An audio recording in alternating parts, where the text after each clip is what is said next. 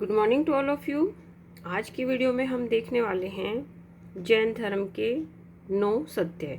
कल हमने जैन धर्म के अणुव्रत देखे थे, जिसमें सत्य, अहिंसा, अस्तेय, अपरिग्रह, ब्रह्मचर्य आदि की हमने बात करी थी। सत्य का मतलब क्या होता है? सच बोलना, झूठ नहीं बोलना। अहिंसा मतलब दूसरे जीवों पे हिंसा ना करना, प्रेम की भावना रखना। अस्तेय यानी चोरी ना करना। चोरी जो है वो किसी भी प्रकार की हो सकती है। आप काम चोरी कर सकते हो, चीज़ों की चोरी कर सकते हो, किसी दूसरे के व्यक्ति को हानि पहुंचाने के लिए चोरी कर सकते हो। तो बहुत सारे जो है। अपरिग्रह मतलब आवश्यकता से अधिक संग्रह ना करना, और ब्रह्मचर्य आप सभी को पता है।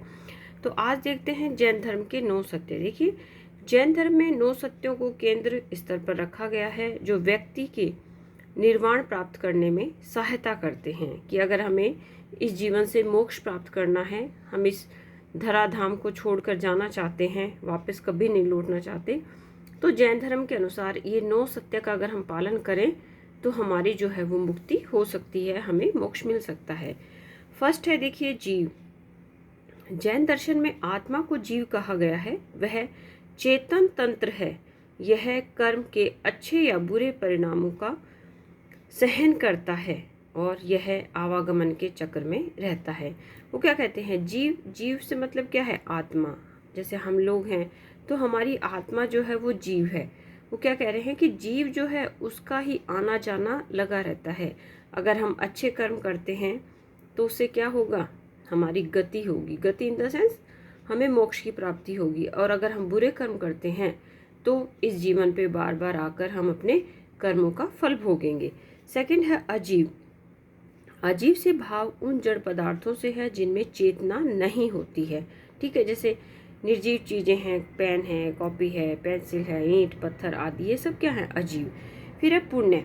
पुण्य अच्छे कर्मों का फल होता है, जो गरीबों की सहायता करना, भूखों को खाना खिलाना, प्यासे को पानी पिलाना, ये सब चीजें जो है वो हमारे पुण्य में आते हैं। और आप देखते भी हो, हमारे भारतवर्ष में तो बहुत सारी धर्मशालाएं होती हैं। गर्मियों के महीनों में जो है रास्तों पर बहुत सारी प्याऊ लगाई जाती है, जहाँ पर राहगीर जो है वो पानी पीते हैं।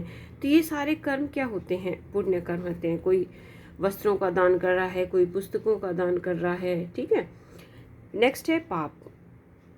पाप जीव के बंधन का मुख्य कारण है। ठीक है, ये क्या कह रहे हैं कि जीव इस धराधाम से बंधा हुआ है, उसका मुख्य कारण क्या है? मन में पाप। पाप क्या होता है कि आज मेरे पास 5 रुपए हैं तो मैं इसको 10 कर लूँ, 10 का 15 कर लूँ। अब ये जो होड़ है, इस होड़ में हम कभी भी सत्य असत्य, नैतिक अनैतिक बातों को ध्यान में नहीं रखते हैं। सारी पृथ्वी का ही मानव ऐसा हो गया है। मैं ये नहीं कहती कि मैं या आप ही ऐसे हैं।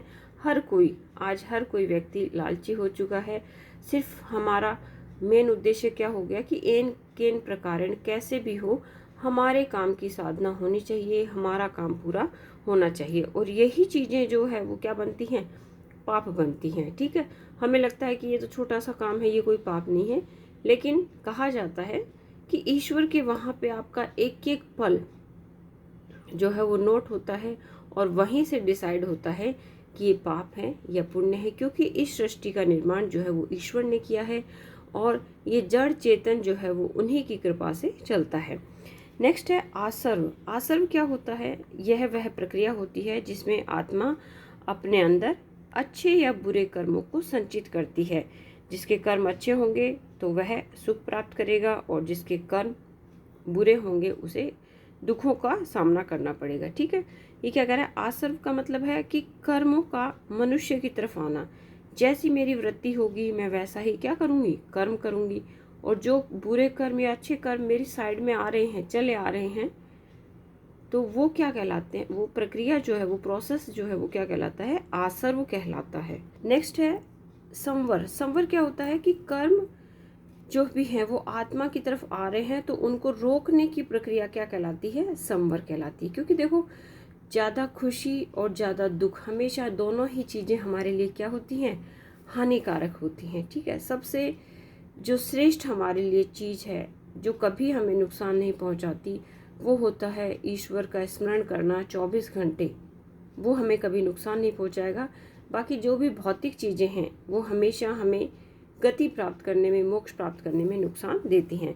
फिर है बंध या बंधन। बंधन से भाव जो है जुड़ने से है, और यह जीव का पुद्गल यानी परिणाम के साथ मिलने से होता है। मतलब हम बंधे हुए रहते हैं अपने कर्मों के साथ में, और इसी कारण जो है मनुष्य क्या करता है, आवागमन के चक्र में फंसा रहता है ना।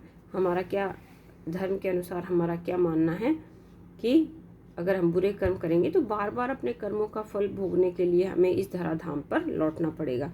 फिर है निर्झर। निर्झर से भाव उस कर्म से है जो जीव को कर्म से, बुरे कर्मों से दूर करता है। मतलब बुरे कर्मों को निर्झर क्या कह रहा है, निर्झर की प्रक्रिया क्या कहती है कि आप जो है वो जीव से दूर रहो, और यह जीव द्वारा संचित कर्मों को नष्ट करने का मुख्य साधन। अगर हम चीज़ों को दूर करेंगे, सपोज हमने कोई गलत काम कर लिया, उसका पनिशमेंट तो ईश्वर हमें देगा, लेकिन अब हम क्या है, अलर्ट हो गए हैं। हमारी कोशिश हमेशा ये रहती है, 24 घंटे ये रहती है कि हमसे कोई भी बुरा कर्म न हो, हमसे जितने भी हो अच्छे कर्म हो। तो यह जो प्रक्रिया है वो क्या कहलाती है, निर्झर। और अंतिम क्या होता है, मोक्ष। मोक्ष आपको पता ही है, अच्छे कर्म करने वाले, ईश्वर का स्मरण करने वाले को हमेशा क्या प्राप्त होता है, मोक्ष प्राप्त होता है। दिखने में वो संसार में दुखी दिखता है, लेकिन ईश्वर को पता है कि उसे मुझे क्या देना है क्या नहीं देना। तो अच्छे कर्मों से हम मोक्ष प्राप्त कर सकते हैं और इस आवागमन के चक्र से मुक्त हो सकते हैं। तो आज की वीडियो में इतना ही, कल आगे का टॉपिक शुरू करेंगे।